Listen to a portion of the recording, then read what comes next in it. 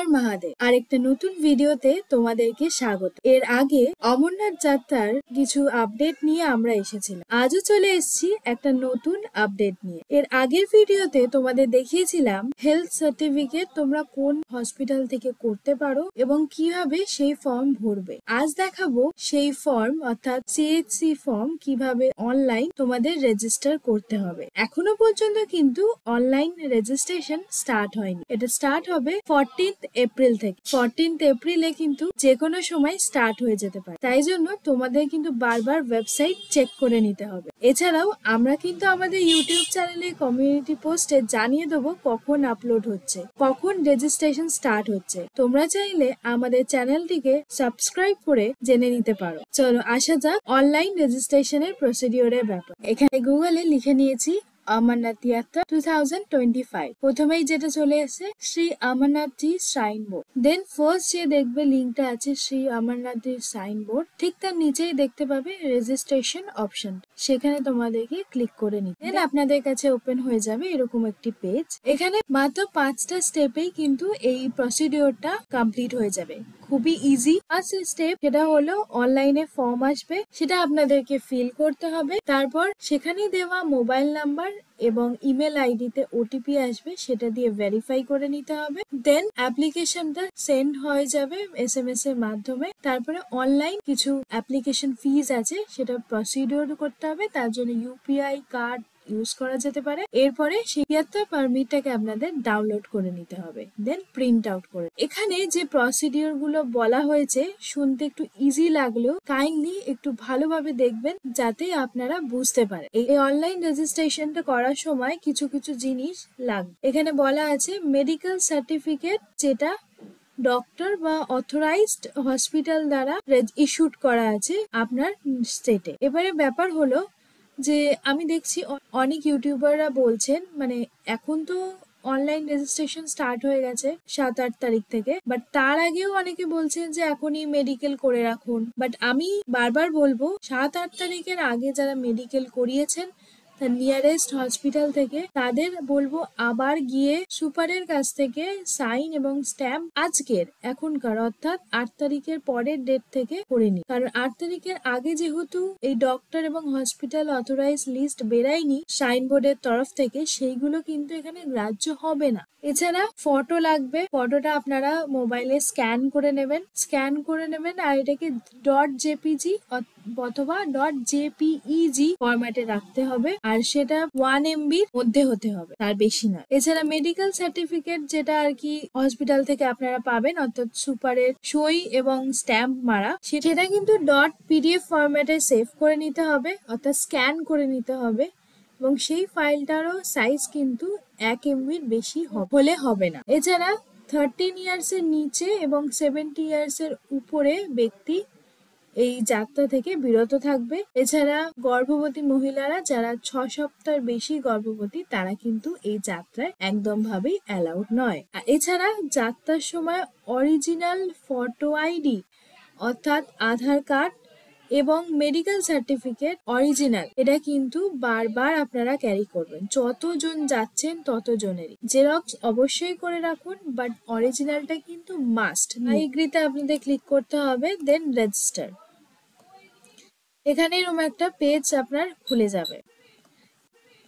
এই মুহূর্তে রেজিস্ট্রেশন যেহেতু স্টার্ট হয়নি, তাই জন্য এখানে অনেক অপশন দেখাবে না, বাট আমি আপনাদেরকে বলে দিচ্ছি। এখানে লেখাই আছে একটা মোবাইল দিয়ে 4 জন অ্যাপ্লাই করতে পারে। এখানে কিন্তু অ্যাপ্লিকেশন একবার সাবমিট করার পরে এডিট করা যাবে না। ফার্স্ট ডিটেলস দিতে হবে রুট অফ যাত্রা, বালতাল অথবা পেহেলগাম। আমি যদি পেহেলগাম সিলেক্ট করি তারপরে এখানে অপশন থাকবে ডেট অফ যাত্রা। এখানে আপনাদের এখন কিছু আসছে না কারণ রেজিস্ট্রেশন এখনো ওপেন হয়নি, তো এখানে আপনাদের একটা ডেটের অপশন চলে আসবে। 3 জুলাই থেকে আমাদের এই যাত্রা শুরু হচ্ছে, সেই লিস্টে এখানে চলে আসবে। এরপরে এখানে দেখাবে গ্রিন অথবা রেড। গ্রিন থাকলে মানে সেই ডেট গুলো আপনার অ্যাভেলেবেল আছে, যাতায়াত করতে পারেন, আর যদি রেড থাকে মানে সেই ডেট গুলো আপনার অ্যাভেলেবেল নেই। নেই। অনেক সময় হ্যাঁ পেহেলগাম থেকে যেই ডেটটা অ্যাভেলেবেল নেই সেই ডেটটা বালতাল থেকে গেলে সেই ডেটটা অ্যাভেলেবেল আছে, অনেক সময় এটা হয়ে থাকে। এই দুটো অপশন দিয়েই আপনারা ট্রাই করেন। এরপরে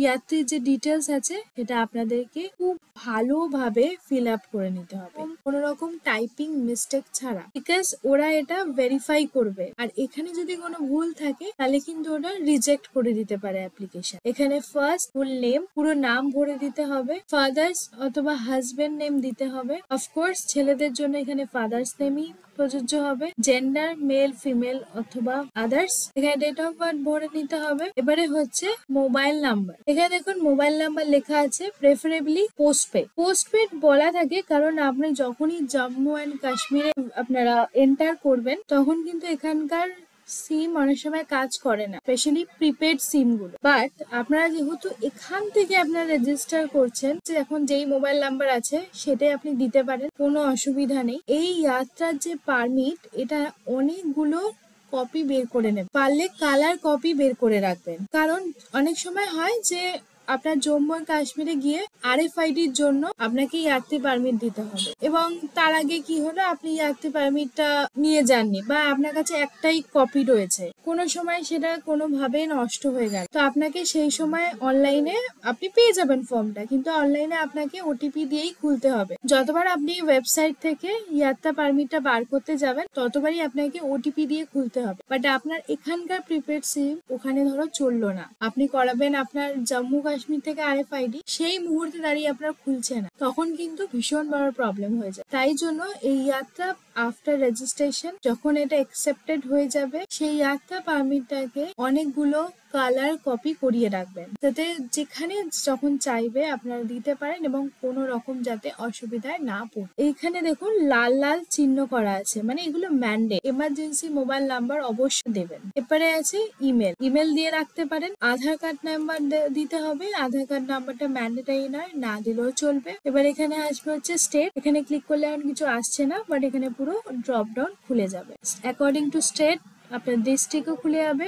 নেম অফ নেক্সট কিন, মানে আপনার রক্তের সম্পর্কে মানুষের নাম লিখতে হবে। এখানে দেখুন ফাদার বা হাজবেন্ডের নাম আছে, এখানে ফাদার চুজ করলে ফাদারের নেম অথবা হাজবেন্ড নেম। এবারে আছে এখানে ব্লাড গ্রুপ, আপনার যেই ব্লাড গ্রুপ সেটা সিলেক্ট করে নেবে। এবার এখানে আছে যাত্রী অ্যাড্রেস। এবারে অনেকে ভাবতে পারেন যে আমার আধার কার্ডে একটা অ্যাড্রেস আছে এবং আমি কাজের সূত্রে অন্য জায়গায় থাকি, বাট আমি বলে দিই এখন আপনি যেই অ্যাড্রেসে রয়েছেন সেখানকারই অ্যাড্রেস দেবেন, যাতে কোনোরূপ সেই স্টেটে গিয়ে আপনি বিপদে পড়লে তারা যাতে সেই অ্যাড্রেসে কন্ট্যাক্ট করতে পারে। এবারে আছে ন্যাশনালিটি, ন্যাশনালিটি যা আছে সেটা অ্যাকর্ডিং টু ড্রপ ডাউন। এরপরে আছে মেডিকেল ডিটেলস। আমরা একটু আগেই বলছিলাম যে অনেকে আছে হসপিটাল নেম এইসব ডিক্লেয়ার হবার আগেই মেডিকেল ফর্ম বানিয়ে নিয়েছে, অর্থাৎ CSC ফর্ম বানিয়ে নিয়েছে। তারা হয়তো জানেও না যে কোন হসপিটাল থেকে বানাতে হবে, প্রাইভেটে কোনো জায়গায় বানিয়ে ফেলেছে, সেটা কিন্তু কোনো মতেই গ্রাহ্য হবে না। কারণ এখানে যখন স্টেটের নাম আপনি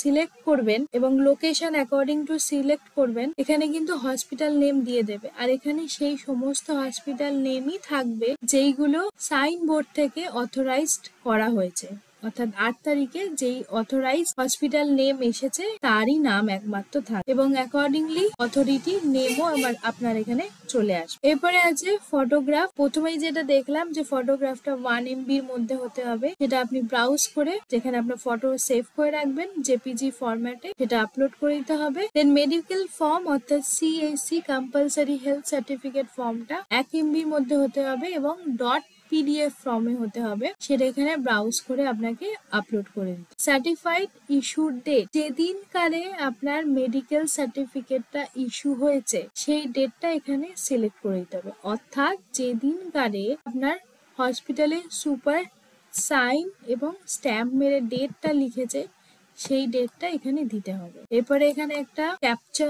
টাইপের আসবে, সেটা এখানে বসিয়ে দিতে হবে। দেন এখানে সাবমিটের অপশন আসবে, এখানে এখন ক্যান্সেলের অপশন আছে বিকজ রেজিস্ট্রেশন চালু হয়নি, তাই জন্য। সাবমিট করার পরে এখানে OTP-র অপশন দেবে মোবাইল নাম্বারে, তারপরে সেই অ্যাপ্লিকেশন একটা নাম্বার সেটা আপনার SMS এর মাধ্যমে চলে আসবে, তারপরে অনলাইন পেমেন্ট করতে হবে আপনাকে। দেন প্রসিডিউর কমপ্লিট হয়ে যাবে, দেন যাত্রা পারমিটটা আপনাকে ডাউনলোড করে নিতে হবে।